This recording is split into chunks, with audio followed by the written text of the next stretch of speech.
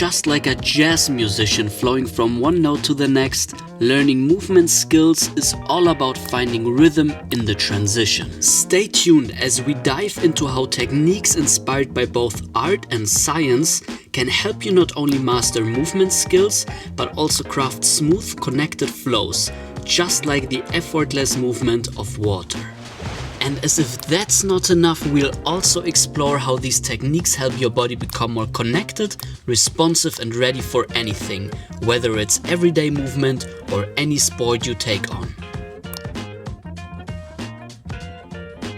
When going about a dynamic practice such as acrobatics, where so many different forces are at play, so many body parts need to be coordinated, there is a high chance that things will go wrong. And wouldn't it be amazing if, even when you make a mistake, you can flow right through it as if nothing happened, using it as a stepping stone, not a setback.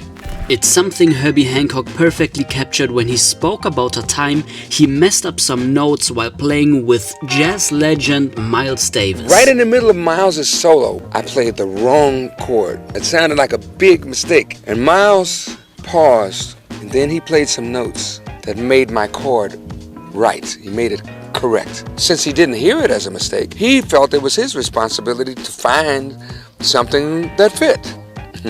And he was able to do that. In other words, famously said by Bob Ross, "We don't make mistakes, we have happy accidents." Before we focus on making our techniques bulletproof, let's first look at what science says we should avoid.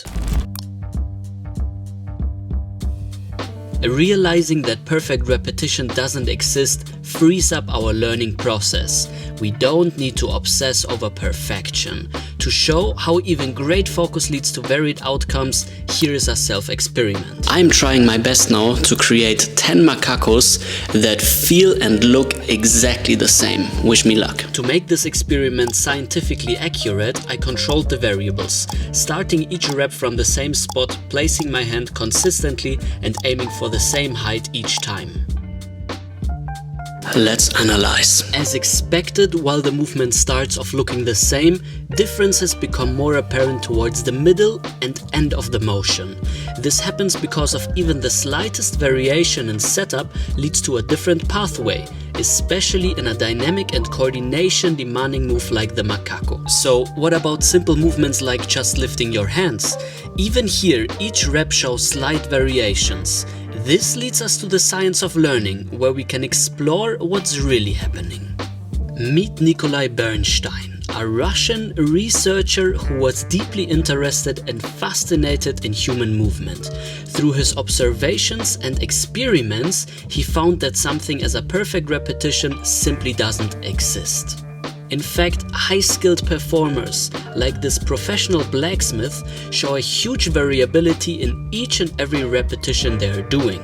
This in turn gives experts a lot of stability in their performance. Think about it like having various solutions to one single problem.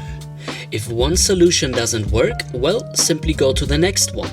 When we learn movement skills, studies have shown that in fact we don't have just a movement program engraved in our brain that we can turn on and then do the move or turn off. From an evolutionary perspective, this makes sense. The skill of swinging a spear alone isn't enough. It must prove effective against ever-moving targets. A dynamic motor skill is far more useful than a rigid hardwired technique. This is especially true in situations with ever-evolving external factors like facing enemies in martial disciplines. The scientific term for this learning method is ecological dynamics. My colleague Bren is currently leading the way in popularizing this approach in the world of BJJ. Check out his channel in the video description. Later in this video, I'll show you practical ways to apply this to your practice. Before we dive in, let's first understand what happens between moves, what connects the dots, and what transforms an isolated action into an integrated moving system. I'm currently in the process of editing this video, and just like with so many other of my projects, it takes quite a lot of time. So I hope you enjoy it. Please let me know in the comments, and also give this video a thumbs up. Subscribe to the channel if you haven't already. It supports me, it's free, and it will let you show when another video is online. But now back to the video.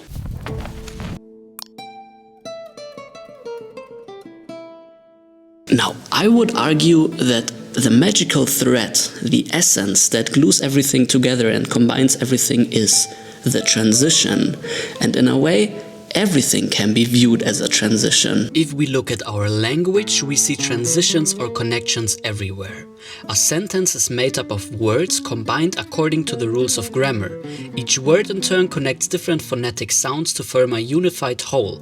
Zooming out, every sentence connects to the next, creating a flow that contributes to a larger structure, a cohesive story or conversation. Movement works the same way. A sequence is made up of different moves, and each move consists of various sub-patterns. So as you see, this concept applies both on a large and a small scale.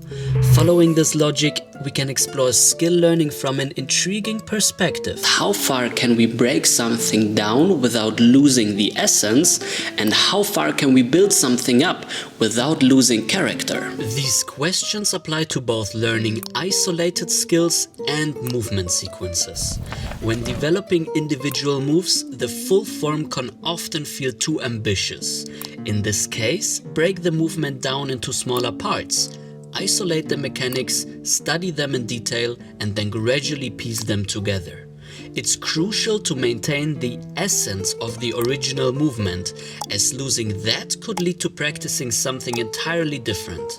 At each step or progression, try to find the transition within the technique. Look for connectivity and an integrated sensation. Because remember, the transition isn't just what connects two larger moves, but also the smaller pieces, the phonetics of one. To answer the question of how much time you should spend practicing in isolation, you already know a famous saying: the full piece is bigger than the sum of its different parts combined. Let's move on to sequencing, as this is where transitions become even more evident.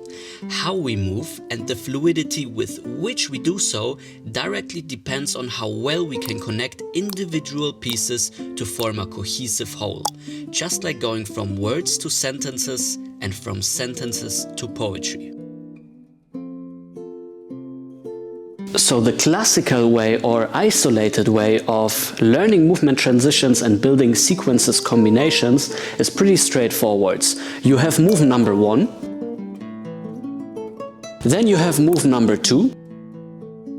You repeat move number 1 and you try to see how you can go into move number 2. Between every 2 moves, there are countless transitions. The beauty of sequencing really lies in the creativity of discovering new ways to connect them. Second example, exactly the same thing. We have move number 1 and move number 2. Let's find a transition. Some transitions are as simple as squatting down or stepping forward, while others can be more complex, like spinning from standing to lying on the floor. Over time, a transition can evolve into a move in itself. What once just was the glue holding everything together can transform into a vital part of the whole. Now, if you feel intrigued by all of these things shared in the video, I recommend checking out my online programs. Learn acrobatics as an adult, as a beginner, even as an intermediate advanced practitioner. Study deeper, everything to be found on www.neilteisner.shop or in the video description. Back to the video. Let me introduce you to practicing with so-called constraints, limitations that actually foster creativity and problem solving. Here is an anecdote from Phil Hansen, an artist who loved creating pieces only using dots on paper. Due to a neurological disorder, he slowly began losing control of his hand, and what were once neat dots turned into wild scribbles. It wasn't until a doctor suggested he embraced his limitation rather than be defeated by it that he developed his new, now famous art style, creating fascinating works by embracing the scribble. This journey from disorder to empowerment led Hansen to an epiphany. That we need to first be limited in order to become limitless. This idea has been around for centuries. Our creativity thrives when boundaries are set. Within these limits, we are pushed to problem solve and find fitting solutions. Research has shown that a lack of constraints can lead to boredom, while overly strict limitations can cause stress and frustration. Low constraints lead to low creativity, while high limitations result in stress. The sweet spot lies somewhere in between. Lately I've been feeling so imprisoned, so boxed in, as there was an invisible frame around me. I guess that's why. A great challenge for practice is to not only work with boundaries metaphorically, but also literally. Intentionally train in smaller spaces and see how, out of necessity, you're forced to come up with creative solutions, not just in your imagination, but in real time. In my acrobatics practice, I've drawn inspiration from capoeiristas, futsal players, skateboarders, and other disciplines that thrive in tight spaces. You could think of it as equipping yourself with the wings that, in a more open space, you'll suddenly be able to use to soar. And as a nice side effect, you'll be able to practice in any small hotel room without needing a large gym space. Let's now add some constraints to the practice of sequencing. I'd like to present one of my favorite sequencing games that I've been using and teaching for years. I will give you two moves. One at the start, one at the end. You need to figure out for yourself what happens in between. Find 3 different micro sequences. The first movement I like to call the Jaguar. It's like a cartwheel but without changing your legs in the air. One leg hops and directly lands. The second movement starts from standing, replacing one leg with both of your arms and kicking around. If you play this in reverse, it actually is just a reverse Jaguar. Here is a challenge for all acro lovers. Watch the sequences and try to guess what moves come in between. Write your guess in the comments.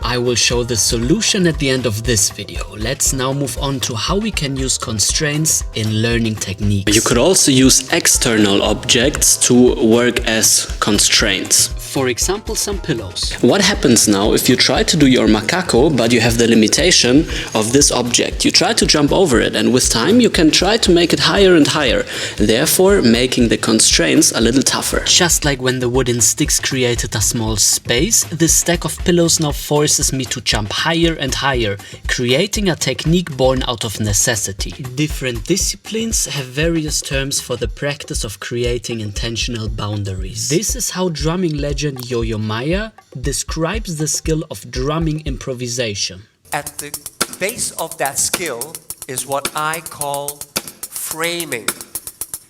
Framing is the awareness to understand what defines the era where improvisation happens. So why not explore how this concept applies to acrobatics?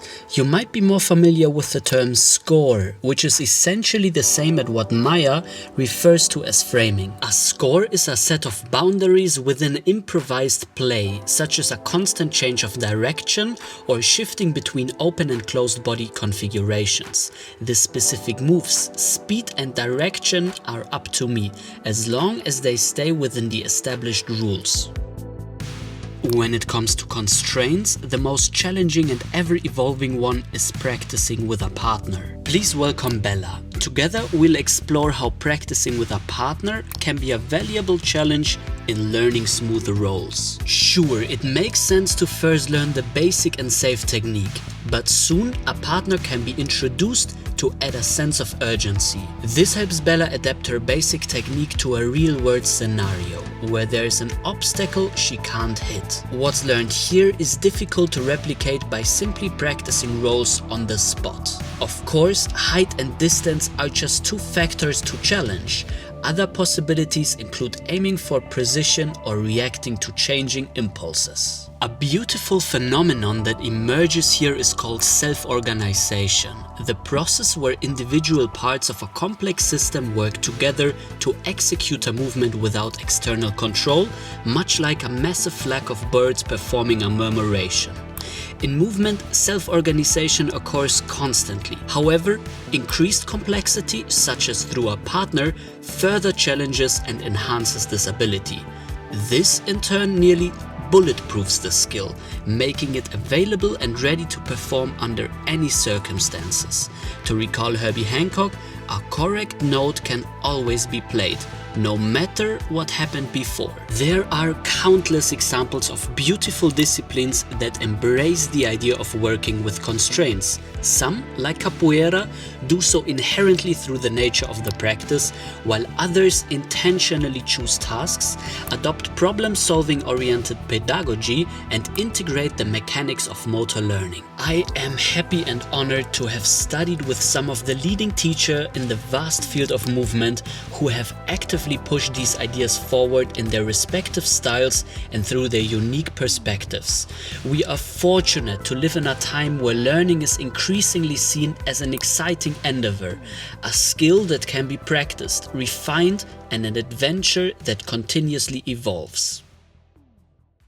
I know, this video was packed with insights, examples, cues, strategies, and practical tips. Let's quickly recap to lock in the learning. Failures are part of the process. Whether you're practicing a move, flowing freely, or you're rehearsing a sequence, embrace failures and turn them into opportunities. Play jazz and remember, they're just happy little accidents. There is no such thing as a perfect rep, and that's perfectly fine. Embrace variability, focusing on fluid, integrated, and goal-driven execution rather than mechanical repetition.